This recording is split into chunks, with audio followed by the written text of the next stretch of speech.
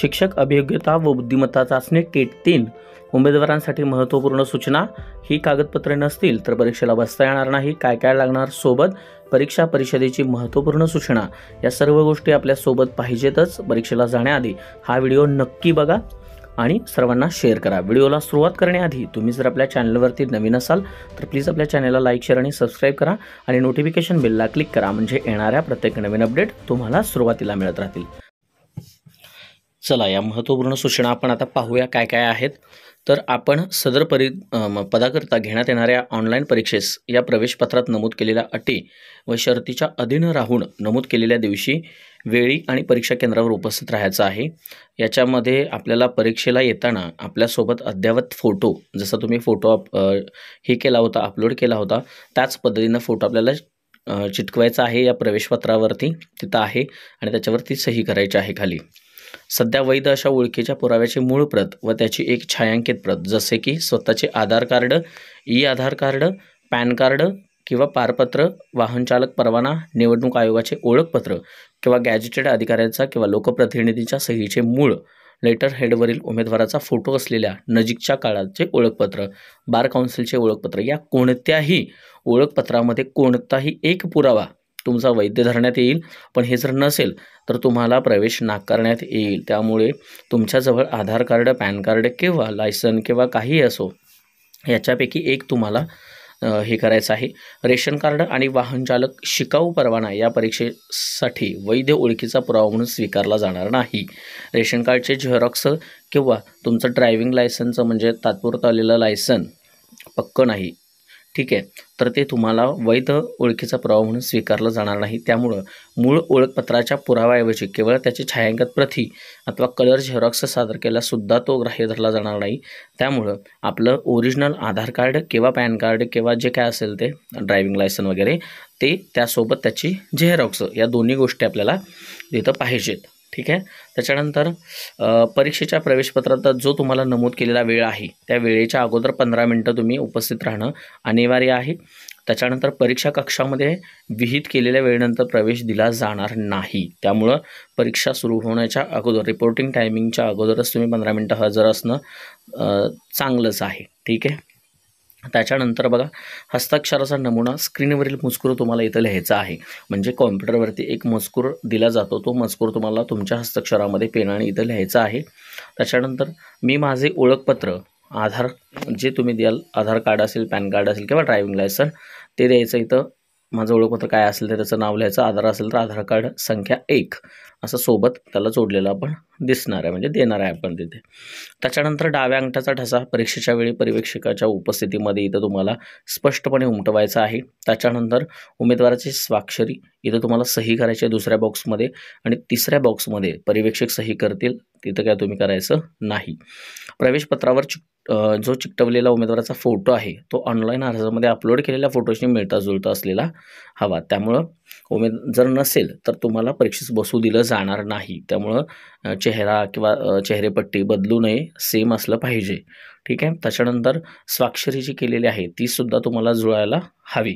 त्याच्यानंतर वैध अशा ओळख पुराव्याची मूळ प्रत जर तुम्ही जशी दिल्या त्याच्यामध्ये नाव तसंच पाहिजे, एका छायांकित प्रत प्रवेशपत्रासोबत जोडलेली हवी। असे न आढळल्यास उमेदवाराला परीक्षेला बसू म्हणजे दिलं जाणार नाही, लक्षात ठेवा। परीक्षा ऑनलाईन घेतली जाईल। परीक्षेच्या वेळी वेबसाईटवर लॉग इन करण्यासाठी तुम्हाला तुमचा यूजर ID आणि पासवर्ड एंटर करावा लागेल, जो की ते तिथं प्रोव्हाइड करतात तुम्हाला। स्क्रीनवर तुम्हाला एका कोपऱ्यामध्ये नाव आणि इतर माहिती दिसते, ती आपलीच आहे का याची खात्री करायची आहे, आणि यूजर ID पासवर्ड त्रयस्थ व्यक्तीला सांगायचा नाही, ठीक आहे। त्याच्यानंतर पुढील आता ह्या सूचना दिलेल्या आहेत बघा पुढील पानावर, म्हणजे इथं सूचना आपल्याला बाकीच्या सूचना आपल्याला इथं दिलेल्या आहेत। जसं तुम्हाला सदर परीक्षा ऑनलाईन पद्धतीने घेतली जाईल। ऑनलाईन परीक्षेच्या काळात म्हणजे जिथं तुम्ही ऑनलाईन परीक्षा देणार आहे त्याच्यामध्ये प्रवेश करण्यासाठी आपल्याला दिलेला यूजर ID पासवर्ड नमूद करावा लागेल। संगणकाच्या पडद्यावर म्हणजे स्क्रीनवर तुमचे नाव आणि तपशील बरोबर आहे का ते तुम्ही पाहायचं आहे। दुसरा महत्त्वाचा मुद्दा की ज्याच्यामध्ये तुम्ही फोटो चिटकवलेला आहे तो मूळ स्वरूपातील असावा, वैध स्थितीत असावा, त्याच्यावरती नाव, वगैरे ह्या सगळ्या गोष्टी व्यवस्थित दिसल्या पाहिजेत. तिसरी महत्त्वाची गोष्ट आहे बायोमेट्रिक डाटा, म्हणजे अंगठ्याचा ठसा आणि फोटो परीक्षेच्या ठिकाणी परीक्षेपूर्वी घेतला जाईल. त्यामुळं बायोमेट्रिक पद्धती ज्यावेळी आपलं हे होतं व्हेरिफिकेशन होतं बायोमेट्रिकनं, त्यावेळेस तुमचा डाव्या हाताचा अंगठासुद्धा जुळतोय का नाही, ठीक आहे, किंवा मग आय लेन्सरनं करतात बघा, डोळ्याला असं एक मोठं हे लावून त्याच्यामध्ये सुद्धा तशा पद्धतीनं होते. त्यामुळं याच्यामध्ये बायोमेट्रिक डाटा जर मॅच नाही झाला तरीसुद्धा तुमची उमेदवारी रद्द करण्यात येईल. त्यामुळं तिथं महत्त्वाचं आहे. त्याच्यानंतर त्याच्यामध्ये बघा, म्हणजे बोटांवर कसलाही थर असेल, जर बोटांना मळ किंवा धूळ लागले असेल, दोन्ही हातांची बोटे सुकलेली आहेत, ठसा घेतल्या जाणाऱ्या अंगठ्याला जखम असेल, या सगळ्या जर तुम्ही हे डिस्क्वालिफाय झाला तर तुम्हाला परीक्षेला बसता येणार नाही. त्यामुळं कसलंही त्याच्यावरती मेहंदी, धूळ वगैरे हे असल्या गोष्टी काही करू नका, कारण ते बोट ठसा उमटला पाहिजे व्यवस्थित आणि तो मॅच झाला पाहिजे.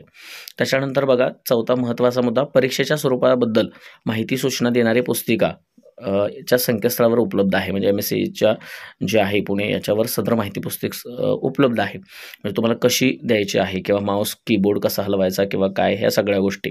कीबोर्डला आपण हात लावत नाही, माऊसवरती स्क्रोल करायचं असतं, 2 पट्टे असतात, ठीक आहे. पर्यवेक्षकाच्या उपस्थितीत उमेदवारांनी प्रवेशपत्रावर विहित ठिकाणी त्याचा डाव्या हाताचा अंगठा, ते मगाशी आपण सांगितलं, आणि स्वाक्षरी. त्याच्यानंतर उमेदवाराने स्वतःचे बॉल पॉईंट पेन आणावायचे आहेत, ठीक आहे. तिथं प्रोव्हाइड करतात, पण तरीसुद्धा IBPS प्रोव्हाइड करते, पण तरीसुद्धा स्वतःचा बॉल पॉईंट पेन असणं आवश्यक आहे. आणि स्टॅम्प पॅड स्वतःचं असलं, म्हणजे आपल्याला डाव्या हाताचा अंगठा म्हणजे हे करायचं असेल तरीसुद्धा तुम्ही आणू शकता. कच्चे काम करण्यासाठी मात्र तुम्हाला तिथं कागद आत पुरवला जाईल, तो तुम्ही न्यायचा नाही. परीक्षा संपल्यावर कच्चे काम केलेले कागद प्रवेशपत्रासह पर्यवेक्षकाकडे जमा करावे लागतील. आता तुम्हाला वर नमूद केलेल्या ऑनलाईन परीक्षेत बसण्यासाठी तुमचं वय, अर्हता, अनुभव इत्यादीची सत्यता न तपासता अनुमती देण्यात येईल. म्हणजे बाकीचं काय तुमचं चेक होणार नाही, म्हणजे तुम्ही पात्र आहात का नाही किंवा काय या गोष्टी. त्याच्यानंतर बघा, 8वा मुद्दा आहे, बरोबर आणि चुकीच्या उत्तरांमधील सारखेपणाचे आकृतिबंध उघडकीस आणण्यासाठी तुमच्या प्रतिसादांचे, म्हणजे उत्तरांचे अन्य उमेदवारांच्या प्रतिसादांबरोबर विश्लेषण केले जाईल. म्हणजे ह्या संदर्भात वापरलेल्या विश्लेषणात्मक पद्धतीमध्ये जर का असे अनुमान आढळून आले की प्रतिसादाचे आदानप्रदान झालेले आहे आणि मिळवलेले गुण हे यथार्थ स्वीकारण्यायोग्य नाहीत, तर तुमची उमेदवारी रद्द करण्यात येईल. म्हणजे काय, तर बरोबर आणि चुकीच्या उत्तरांमधील सारखेपणा आकृतिबंध उघडकीस आल्यास आणि ज्या उमेदवारांसोबत हे प्रतिसाद तुम्ही हे करताय त्यांच्या संदर्भात, म्हणजे थोडक्यात आपण सापडलो किंवा काय उत्तराचं आदानप्रदान केलं, ह्या गोष्टी असतील तरीसुद्धा आपली उमेदवारी रद्द करण्यात येईल. ह्या प्रवेशपत्रावर छापलेल्या वेळेच्या 15 मिनिटांआधी तुम्हाला परीक्षांना यावयास आहे. उशीर झालेल्या उमेदवारांना ऑनलाईन परीक्षेस बसू दिले जाणार नाही. 10वा मुद्दा बघा, पुस्तके, वह्या, परिगणक यंत्र म्हणजे calculator, pager, mobile phone, smartwatch इत्यादी इलेक्ट्रॉनिक साहित्य तुम्हाला वापरायची परवानगी नाही आहे, आणि ते परीक्षा केंद्राच्या परिसरात सुद्धा आणण्याची परवानगी नाही आहे. त्याच्यानंतर जर असं झालं तर तुमच्यावरती कारवाई होण्याची शक्यता आहे. त्यामुळं अशा पद्धतीची काळजी तुम्ही घ्यायची आहे की आपल्याजवळ काही नसलं पाहिजे. परीक्षेच्या दिनांक, सत्र, परीक्षा स्थान यामधील कोणत्याही बदलाच्या विनंतीची दखल घेतली जाणार नाही. तुम्ही आत्ता म्हणाल सेंटर बदलून द्या वगैरे किंवा काय, तर ते बदलता येणार नाही, याची नोंद घ्यायची आहे. सदर प्रवेशपत्र म्हणजे MSCद्वारे अथवा कुठल्या संस्थेद्वारे नोकरीत किंवा काय प्रवेशाची हमी देत नाही. निवडी संदर्भात उमेदवाराच्या वतीनं होणारा कोणताही प्रचार किंवा राजकीय दबावाशामुळे उमेदवार अपात्र समजला जाईल. त्यामुळे असला कोणताही गोष्टी करायच्या नाही आहेत. आणि अजून एक महत्त्वाची गोष्ट म्हणजे पाणी असतंच, पण जर तुम्हाला हवं असेल तर तुम्ही ट्रान्सपरंट बॉटलमध्ये पाणी घेऊन जाऊ शकताय. बॉलपेन ब्लॅकच न्यायचा आहे. ह्या सर्व गोष्टी तुम्हाला तिथं माहिती असणं गरजेचं आहे, लक्षात ठेवा. बाकी उमेदवारांना सल्ला दिला जातो की the public examination prevention of unfair means act 2024ची नोंद घ्यावी. हे काय बाकीचं आवश्यक नाही आहे. ह्या सगळ्या गोष्टी तुम्हाला पाळायच्या आहेत. सूचना तुम्हाला सर्व कळाल्या असतील. परीक्षेसाठी तुम्हाला शुभेच्छा. त्याच्यानंतर IBPS याच्यामध्ये अजून काही नाही आहे. आणि मुलं वगैरे असतील तर त्यांना बेल्ट वगैरे किंवा काय ह्या गोष्टीसुद्धा सांभाळायच्या आहेत, ठीक आहे. ह्या महत्त्वाच्या गोष्टी आहेत बघा. एवढ्या सूचना होता. व्हिडिओ आवडला असेल तर चॅनलला लाईक, शेअर आणि सबस्क्राईब करा आणि नवनवीन अपडेटसाठी आपल्या चॅनलसोबत राहा मित्रांनो. धन्यवाद.